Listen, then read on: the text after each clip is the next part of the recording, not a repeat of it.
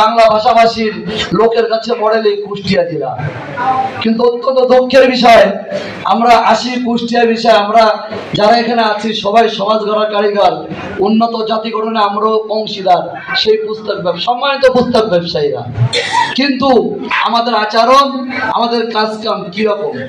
আজ যে ঘটনাগুলো ঘটতেছে আমি মনে করি এর সমস্ত দায়ভার কুষ্টিয়া বাবুজের জেলা কমিটির। কিন্তু আমরা যারা সামনে আছি আমরা কি এড়াতে পারি? বলেন পারি? শুধু আমরা কেন্দ্র কি করবে, জেলা কমিটি কি করবে, বিভাগ কমিটি কি করবে?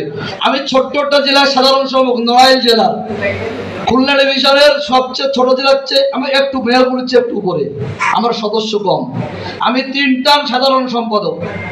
আমার জেলায় এত প্রতিকূলতার মধ্যেও কিন্তু এখন পর্যন্ত নীতিমালা 100% কার্যকর। এবং আপনারা যারা কুষ্টিয়ার ব্যবসায়ীরা আছেন, আপনাদের চ্যালেঞ্জ থাকলেও যদি কেউ গাছ দামের থেকে কমে বই কিনে নিয়ে আসতে পারেন, আপনাদের উপহার আছে, উপহার আছে। কিন্তু আপনারা এখানে কি চান? আজ সারা বাংলাদেশের সাংগঠনিক প্রধান জায়েদ ভাই এই মঞ্চে বসা আছে, এখানে সাংগঠনিক মিটিং চলছে। আমার তো মনে হচ্ছে আপনারা যে আচরণ করছে আপনারা নিজেরাই বিবেচনা করেন কতটা সাংগঠনিক আমরা আছি। আর এই যে কমিটি, এই হিমেল বা রোহিত আমার রহমত ভাই, এরা নিদন্তই ছেলে মানুষ। আপনারা যারা মঞ্চের সামনে আছেন আমাদের থেকে জ্ঞানী গুণী বোদ্ধা সিনিয়র মানুষ।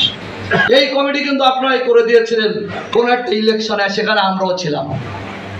এই কমিটির দায়ভার শুধু কমিটির উপরে দিলে চলবে না, এর দায়ভার আপনাদের উপর বর্তায়। আপনারা কেন এই কমিটি নিয়ে কাজ করেন নাই? কমিটির হাজারো অপরাধ আছে। আপনারা যারা সিনিয়র আছেন, যারা সাংগঠনিক লোক আছেন, আপনাদের প্রয়োজন ছিল এই হিমেল, এই রহমতকে পাশে বসিয়ে এই যাত্রা পার হওয়ার। আর আমরা একটা দেখলাম পরশুর রেশারেশি, এই যে কাদা ছোড়াছড়ি, 2000 টাকা মোবাইল বিটা কোনো টাকায় না, 9 অ্যাকসেপ্ট করতাম 6000 টাকা। যদি আমরা দামে দামে বিক্রি করতে পারি আমাদের 2000 টাকা কোনো বিষয় ভাই? আমাদের পরিবার বাঁচবে না এরকম কোনো সম্ভাবনা থাকে? আমার কথা কি যে আমাদের বেসিক একটা জায়গায় এক থাকতে হবে, বেসিক নীতিমালার ব্যাপারে কোনো ছাড় হবে না। আমার সাথে আপনার দ্বন্দ্ব এর সাথে এত থাকবে, নীতিমালার ব্যাপারে কোনো ছাড় হবে না। কেন্দ্র কমিটি আবার কি করে দেবে? কেন্দ্র কমিটি আলংকারিক পোস্ট মাত্র। আপনার সীমান্ত কোনো সমস্যা হলেই কেন্দ্র কমিটি দেখবে, বিভাগ কমিটি দেখবে, কিন্তু আপনার বাদকারীদের দ্বন্দ্ব, পায়খানাকারী দ্বন্দ্ব, প্রস্তাবকারী দ্বন্দ্ব, বেচাকারী দ্বন্দ্ব সব তো কেন্দ্র কমিটি দেখতে পারবে না। তারা তো 64টা সাংগঠনিক জেলা সে কেন্দ্র কমিটি দেখে ভাই।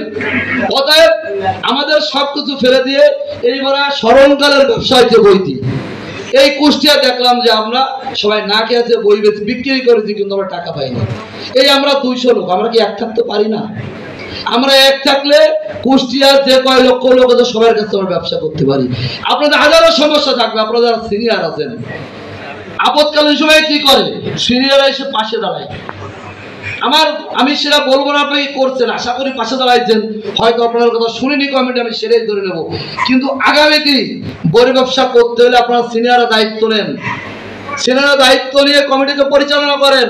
সুন্দর একটা সাংগঠনিক কমিটি বসে আছে, সারা বাংলাদেশে ওনারা সংগঠন দেখছেন, ওনাদের সহযোগিতা নেন। বিভাগীয় কমিটি আলমগীর ভাই আছে, সেটা দক্ষ সংগঠক, তার দায়িত্ব নেন, তার সহযোগিতা নেন, নিয়ে আমরা সুন্দর করে ঘুরে দাঁড়াবো। কুষ্টিয়া জেলা শুধু তো বললাম বাংলাদেশের না, সারা পৃথিবীর বাংলা ভাষাভাষীর লোকের আদর্শের জেলা, পূর্ণভূমির জেলা।